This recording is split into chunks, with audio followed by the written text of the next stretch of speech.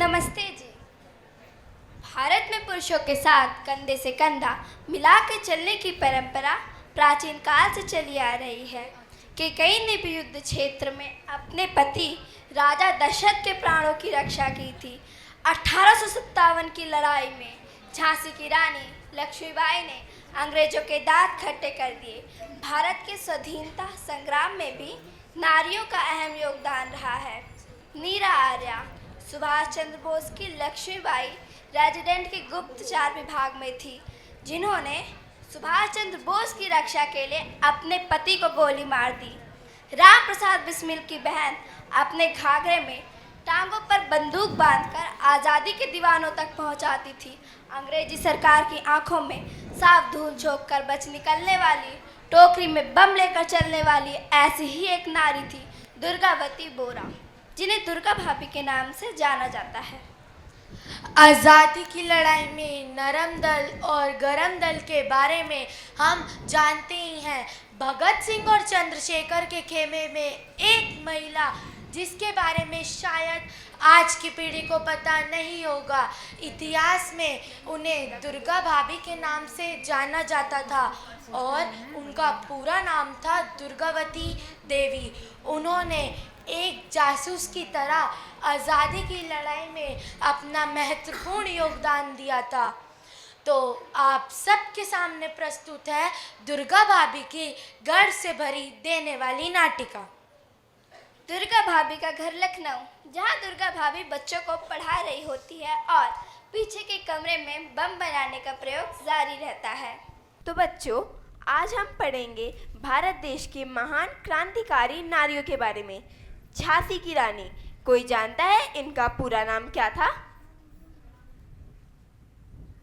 उनका पूरा नाम रानी लक्ष्मीबाई था।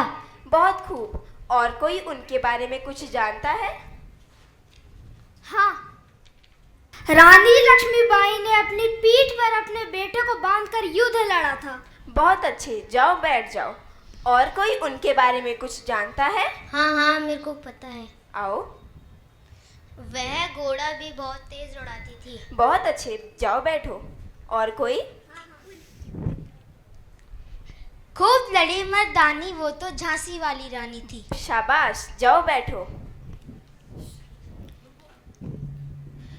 तो बच्चों, आज हमने भारत देश के महान क्रांतिकारियों के बारे में पढ़ा। आप उनके नाम अपनी कॉपी में लिखिए। नमस्ते भाभी। नमस्ते भैया। सत श्री अकाल भाभी। सत श्री अकाल भैया।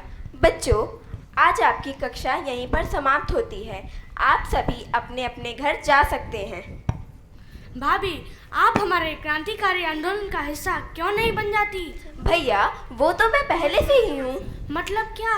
मतलब आपके बम बनवाने का कार्य करवाना। भाभी, आप क्या तैयार हो? अभी तो शुचि भी बहुत छोटा है। मेरा शुचि तो क्रांतिकारियों का बेटा है, और अगर उसकी जान भी चली गई तो मैं समझ लूंगी कि मेरा बेटा भारत माता की सेवा में शहीद हो गया। भाभी, भगत सिंह को कलकत्ता जाना है, क्या आप उनके साथ उनकी पत्नी बनकर जा सकती हैं? क्या मैं आपके साथ आपकी पत्नी बनकर जा सकती हूँ? क्या आप तैयार हैं भाभी? हाँ, मैं तैयार हूँ। और वैसे भी भारत देश को आज़ाद कराने का सपना केवल पुरुषों का ही नहीं, मैं भी साथ चलूंगी, एक पत्नी की तरह। लेकिन उद्देश्य मातृभूमि की सेवा, केवल मातृभूमि की सेवा। तो प्रस्तुत है आप सबके सामने लाहौर का रेलवे स्टेशन का दृश्य, जहां पर भगत सिंह और दुर्गा भाभी अंग्रेजी पोशाक में, साथ में एक बच्चा जिसका नाम था सचिंद्र।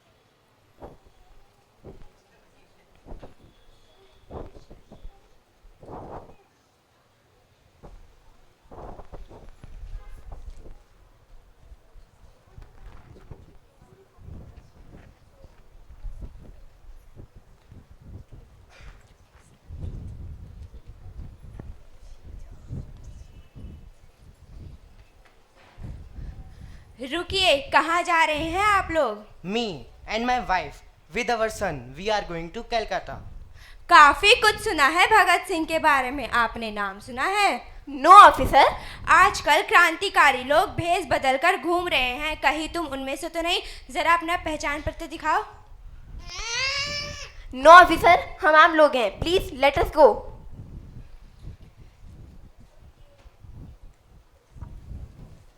भाभी, आज आपने इतना अच्छा अभिनय किया कि मेरी जान बच गई। भगत, मैंने तो एक क्रांति बचाई है।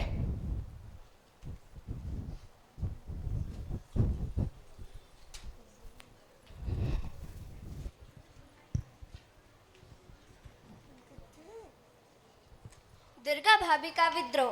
कुछ महीने बाद भगत सिंह को जेल में डाल दिया गया। दुर्गा भाभी नाराज और आहत हैं।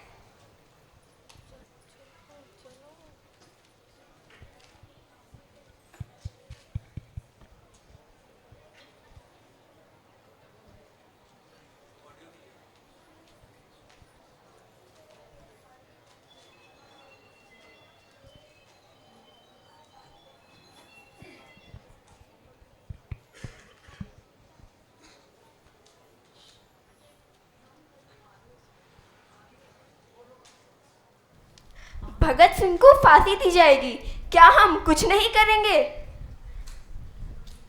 कुछ तो बोलो।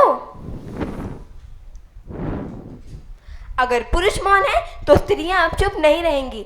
मैंने एक पुलिस ऑफिसर पे गोली चलाई थी क्योंकि यह एक युद्ध है।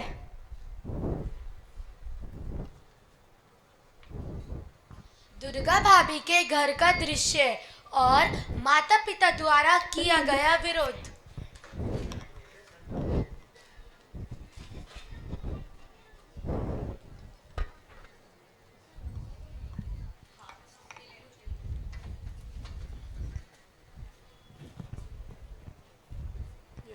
दुर्गा बेटी, दुर्गा बेटी।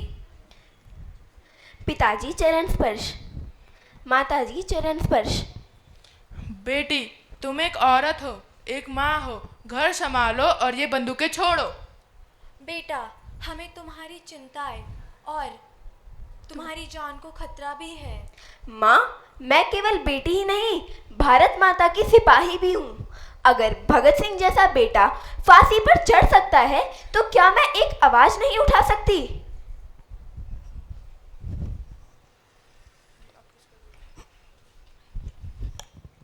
तो आइए देखते हैं भगत सिंह की फांसी के बाद का अंतिम दृश्य। तुम चले गए भगत, पर मैं तुम्हारा सपना जिंदा रखूंगी। तुम्हारी भाभी केवल रिश्तों की ही नहीं, विचारों की भी संगिनी थी। आज जब लोग तुम्हारे पोस्टरों में देखकर पूछते हैं, मैं पूछती हूँ, क्या हमने वो सपना जिंदा रखा जिसके लिए तुमने अपनी जान कुर्बान की?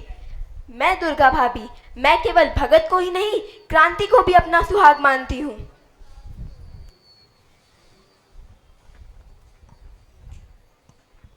तो उसी समय दुर्गा भाभी ने तय किया कि वह आत्मसमर्पण और खुद को गिरफ्तार करवाकर दूसरे माध्यम से देश की सेवा करेगी। और 12 सितंबर 1931 को दुर्गा भाभी का इस बारे में लाहौर के समाचार पत्रों में बयान प्रकाशित हुआ। सेठ छज्जूराम भगत सिंह को आर्य समाज के मंदिर में पनाह देके उनके कई क्रांतिकारी कार्यों में सहयोग देते थे। इस प्रकार दुर्गा भाभी ने आज़ादी की लड़ाई में अपना अहम योगदान दिया। इतिहास ने जिन्हें भुला दिया, आज हम उन्हें याद करें। भारत की इस वीरांगना, शौर्य और साहस की मूर्ति तथा महान क्रांतिकारी दुर्गा भाभी को शत शत नमन। मेरा रंग दे बसंती चोला, मेरा रंग दे बसंती चोला, मेरा रंग दे बसंती चोला, मेरा रंग दे बसंती चोला। हो आज रंग दे, हो माए रंग दे, मेरा रंग दे बसंती चोला, मेरा रंग दे बसंती चोला, मेरा रंग दे बसंती चोला, मेरा रंग दे बसंती चोला, आए रंग दे बसंती चोला।